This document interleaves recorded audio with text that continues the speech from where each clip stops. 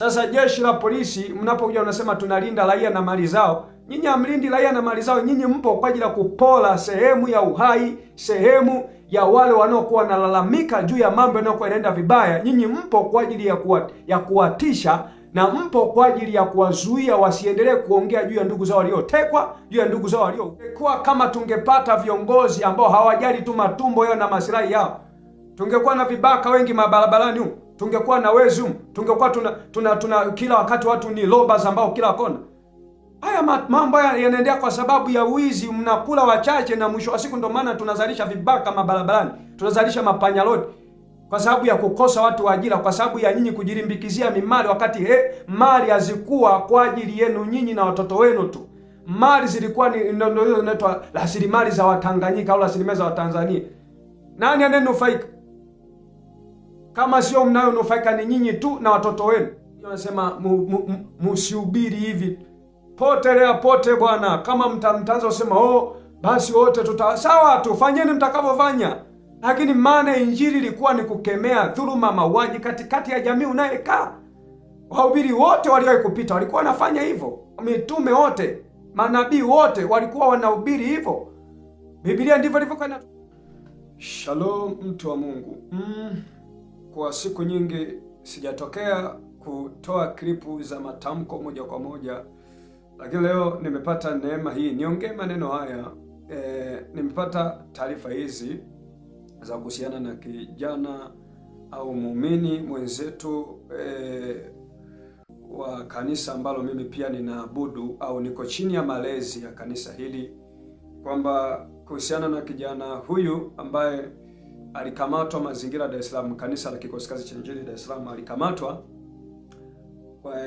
baada ya kuhubiri injili ya kukemea masuala ya utekaji na watu ambao wamekuwa wanaonekana kuuawa. Sasa katika kukamatwa kwake kuna maelezo ambayo pia yametolewa. Sasa yawe moja kwa moja ni yalitoka kwenye kinywa cha mojawapo ya askari au aidha pengine iwe tu ni maneno ambayo pengine yamesikika. Sasa iwe yametamkwa na askari yoyote au pengine ni sehemu ya maneno yaliyotapakaa, kwa sababu sasa ndo kinachoendelea katikati ya jamii zetu. Maneno haya ambayo yanakuwa nasema kwamba nyinyi msimuhubiri mambo mengine, msihubiri masuala ya watu kutekwa, wala msiongelee watu kutekwa wala watu kuuawa. Hubirini habari za Yesu, hubirini masuala ya Yesu.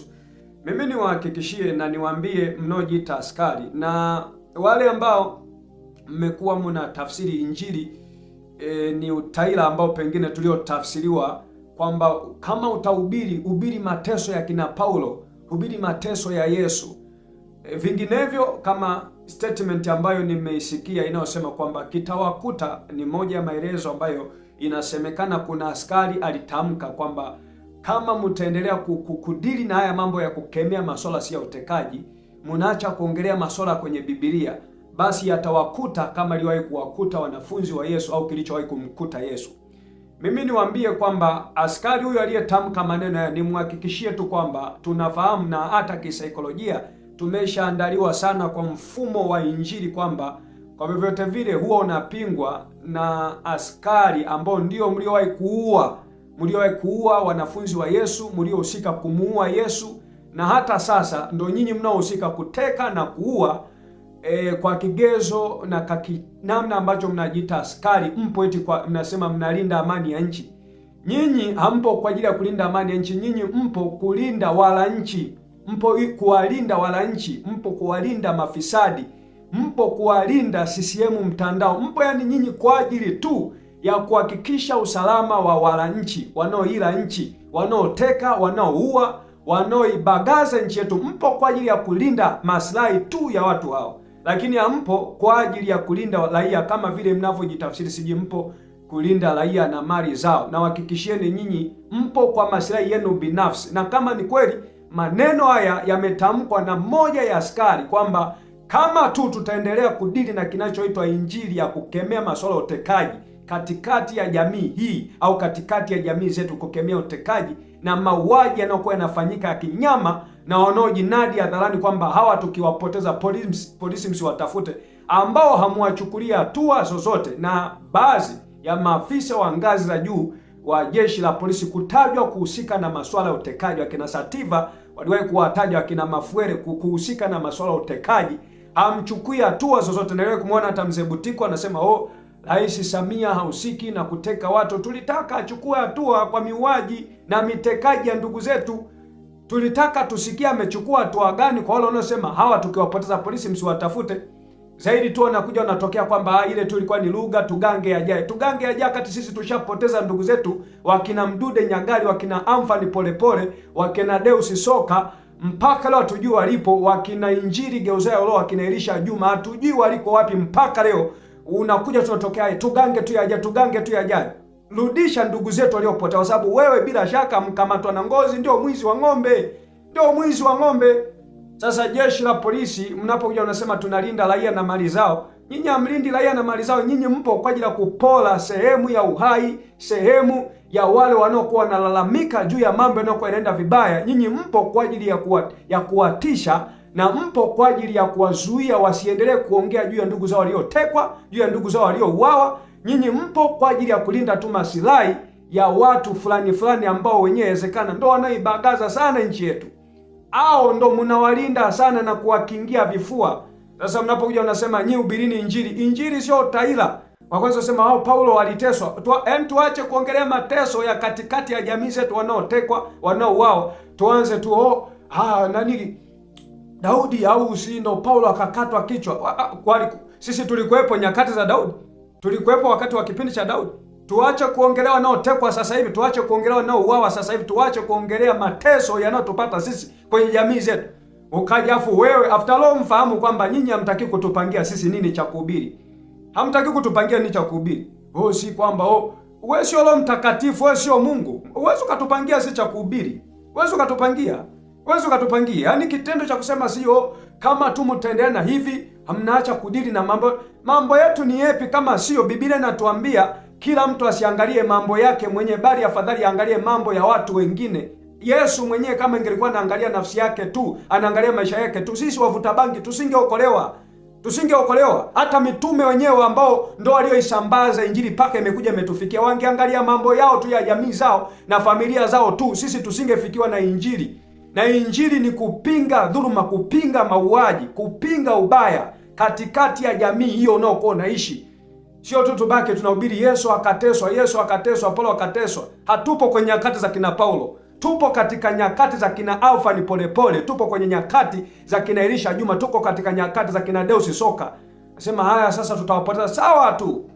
Sawa tu. Na tumeahidiwa hivyo. Injili yenyewe inatuambia mtu akitaka kunifuata na ajikane, abebe msalaba wake kisha nifuate.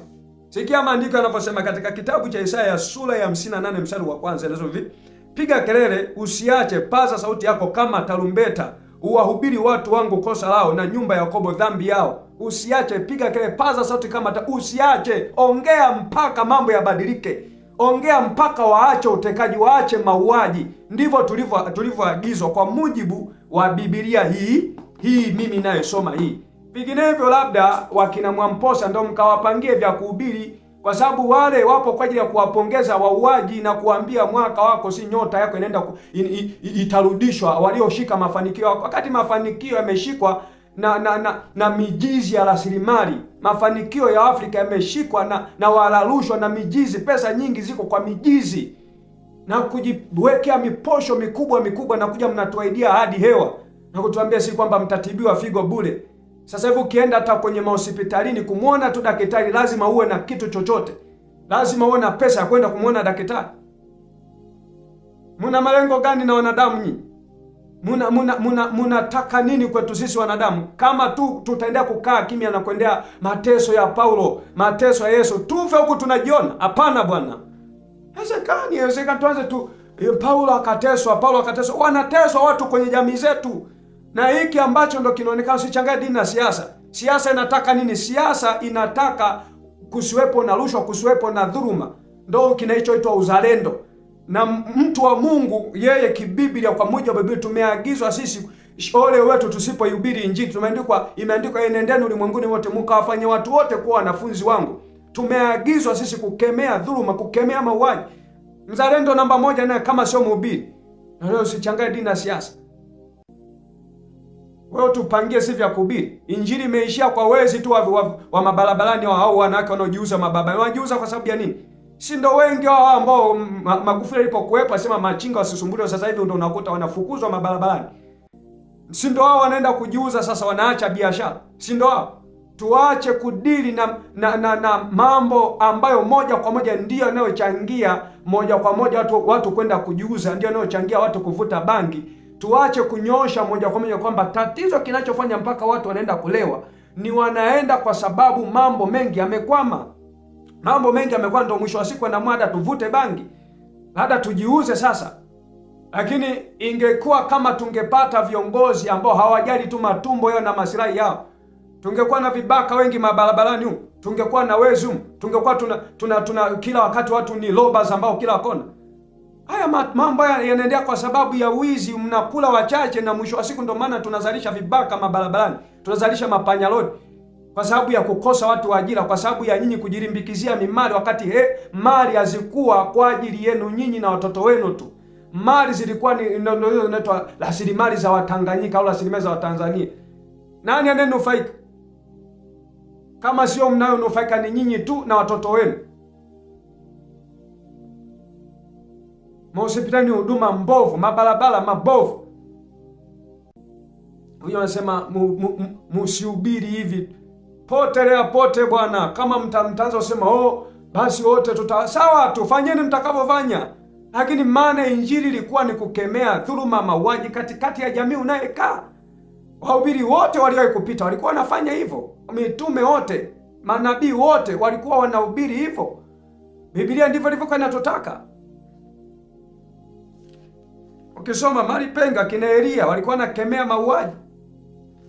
Wakina Yeremia walikuwa wanakemea mauaji. Wao unataka tu kama tutachokuwa tunakihubiri tuanze tu Yeremia, si Daudi, tuache kuongea yaliyo katikati ya jamii kabisa, ambao watu wanauawa, watu wanatekwa. Tuache kuongea hayo, tuanze Daudi tuko naye wapi?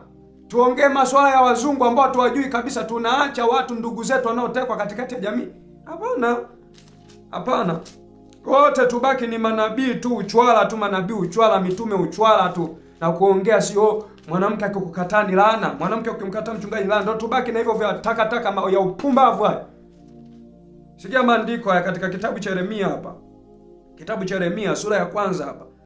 Mstari wa 10 hapa anasema hivi, au kuanzia mstari wa 9 anasema ndipo Bwana akanyosha mkono wake akanigusa kinywa changu. Bwana akaniambia, tazama nimetia maneno yangu kinywani mwako. Angalia, nimekuweka leo juu ya falme na juu ya mataifa na juu ya falme, ili kung'oa, kubomoa na kuharibu na kuangamiza na kujenga na kupanda tena. Hiyo ndio kwa kazi ya mhubiri. Mhubiri wewe unakuwa upo kwa ajili ya kung'oa, kuharibu tamaduni mbovu, feki za kuteka na kuua watu na dhuluma na wizi na ubadhirifu. Wewe upo kwa ajili ya kung'oa na kupandikiza fahamu mpya kwamba kuna uwezekano wa kuishi hivi vitu tukawa wote tunanufaika navyo, sio nufaika wewe tu. Kwa hiyo talikitambi linaonekana tu. Rasilimali zilikuwa ni zetu sote, sio kwa ajili yako wewe tu. Kazi ya ubiri, kazi ya ubiri kabisa ni kuongea kuhusiana na hali ambazo ilibidi wote, kama ni tunanufaika, bidi tunufaike wote, sio unanufaika wewe peke yako na watoto wako. Nyinyi si mnakuja mnatuaidia vitu fulani vya haya mtatibiwa, hasi mtafanyaje? Mtapata nani? Na hiyo si ndo hayo. Sasa hivi tunaweka bima itakuwa tu 6. Nyinyi mnatibiwa kwa namna hiyo. Mnatibiwa kwa namna hiyo. Zaidi nyinyi mtaenda kwenye hospitali bora kabisa. Sisi hata hizi za huduma zenyewe hazieleweki. Msitupangie cha kuhubiri. Msitupangie. Naisha kusema ni sauti ya mtoto mtalie kutoka nyikani, anasema itengenezeni njia ya Bwana, nyosheni mapito yake. Ili mtu yule afai katika Bwana tangu sasa apate kutimiza wajibu wake angali bado akiwa yuko dunia. Tazama Mungu mhukumu wa haki wa kila mtu, yuaja na malipo. Na hii ndio maana neno Maranatha.